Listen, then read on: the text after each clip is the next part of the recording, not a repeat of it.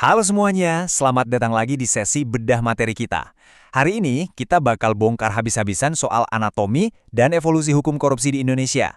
Materinya lumayan padat dan super menarik, jadi yuk langsung aja kita mulai.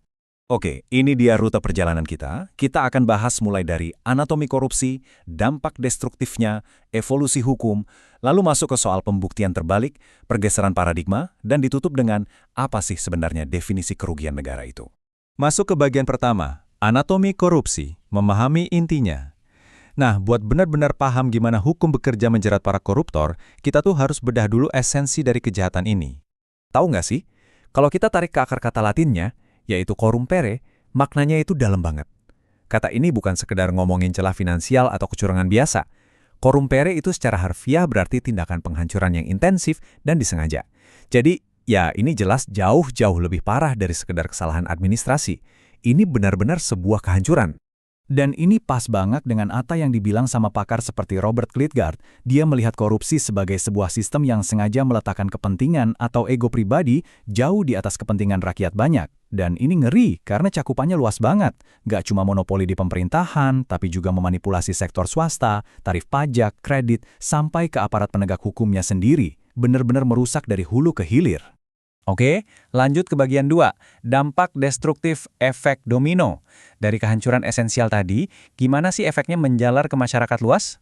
Jadi gini, poin krusialnya adalah kerusakan akibat korupsi itu berlapis, dimulai dari munculnya rasa apatis dan krisis kepercayaan publik, terus merembet ke bocornya kantong-kantong pendapatan negara kayak cukai dan pajak.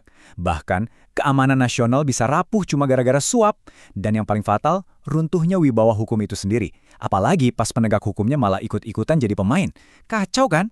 Terus, ekonom Sri Tua Arif juga nambahin fakta yang bikin kita makin geleng-geleng kepala.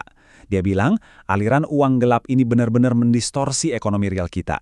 Bayangin, uang hasil korupsi ini memicu perilaku konsumtif yang semu, bikin modal malah lari ke luar negeri, mendistorsi pajak, dan yang paling kasihan, harga-harga barang jadi nggak wajar, sehingga akses sosial masyarakat kecil buat bertahan hidup makin tercekik. Sekarang kita masuk ke bagian ketiga, evolusi hukum membangun perisai. Sadar dengan dampak yang super merusak tadi, pertanyaannya, gimana dong cara hukum di Indonesia berevolusi buat ngelawan balik?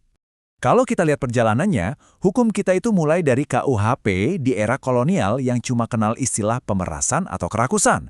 Kata korupsi sendiri baru resmi masuk ranah hukum lewat aturan militer di tahun 1957. Nah, pelan-pelan berevolusi, sampai akhirnya kita tiba di era modern dengan Undang-Undang PTPK tahun 1999 dan 2001. Disinilah negara mulai keluarin senjata beratnya, kayak ancaman hukuman mati dan mulai berani nyeret korporasi, nggak cuma ngincer individu. Berlanjut ke bagian 4, pembuktian terbalik, senjata modern. Di bawah payung undang-undang modern tadi, sistem hukum kita memperkenalkan satu alat yang menurut saya sangat revolusioner. Coba dipikirin, sistem peradilan tradisional kan biasanya ngeharusin jaksa yang harus capek-capek cari bukti buat ngebuktiin kesalahan terdakwa. Tapi dalam kasus korupsi, di mana aset itu seringkali disembunyikan dengan rapi, sistematis, dan licin banget, aturan main yang biasa jelas gak akan mempan. Harus diubah. Nah, coba perhatikan angka 10 juta rupiah ini.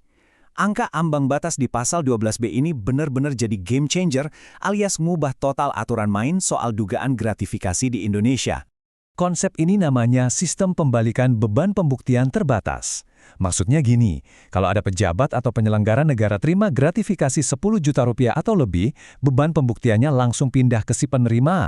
Yes, Anda yang terima uangnya, Anda yang harus buktikan ke pengadilan kalau itu bukan suap.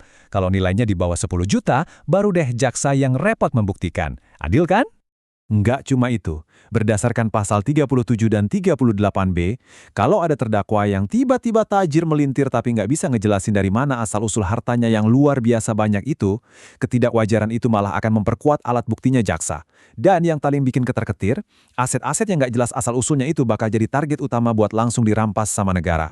Masuk ke bagian 5, pergeseran paradigma, putusan Mahkamah Konstitusi. Walaupun aparat hukum kita udah dibekali senjata canggih tadi, ternyata sempat ada semacam gempa bumi dalam dunia hukum kita, gara-gara putusan Mahkamah Konstitusi nomor 25 tahun 2016. Gempa buminya berupa pergeseran paradigma yang drastis banget. Dulu, di paradigma lama, ada frasa dapat merugikan. Ini bikin korupsi jadi delik formil. Artinya apa?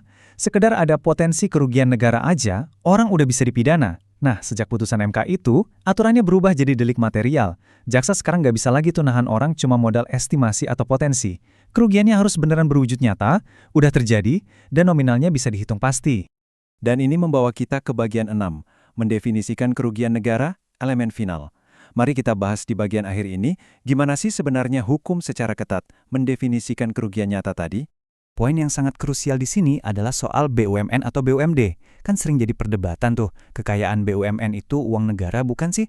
Walaupun secara undang-undang kekayaan mereka disebut dipisahkan dari APBN, tapi dalam ranah hukum pidana korupsi, direksi BUMN itu tetap tunduk sepenuhnya di bawah yurisdiksi anti korupsi. Jadi tegas ya, aset BUMN itu tetap dihitung sebagai keuangan negara, nggak bisa ngeles. Terus merujuk ke Undang-Undang Nomor 1 Tahun 2004, ada 3 syarat mutlak yang harus diverifikasi buat nyatain ada kerugian negara. Pertama, harus beneran ada kekurangan uang, surat berharga atau barang. Kedua, jumlah kerugiannya harus nyata dan pasti. Dan ketiga, kekurangan itu terbukti sebagai akibat dari perbuatan melawan hukum atau kelalaian. Nah, kalau satu aja elemen ini nggak terpenuhi, tuduhan korupsi terkait kerugian negara bisa langsung gugur. Ketat banget kan sekarang? Nah, setelah ngebahas semuanya, saya mau ngajak kalian mikir sejenak. Dengan bergesernya aturan dari kerugian yang sifatnya potensial menjadi harus nyata, menurut kalian gimana? Apakah definisi hukum modern ini bikin aparat kita kayak punya pisau bedah yang jauh lebih presisi buat nangkap pelaku? Ataukah justru aturan baru ini malah jadi perisai tebal yang bikin kita makin susah mencegah uang negara raib sebelum semuanya terlambat? Coba deh direnungkan. Oke, itu aja buat sesi bedah materi kali ini. Terima kasih udah ngikutin sampai akhir, tetap kritis dan sampai jumpa!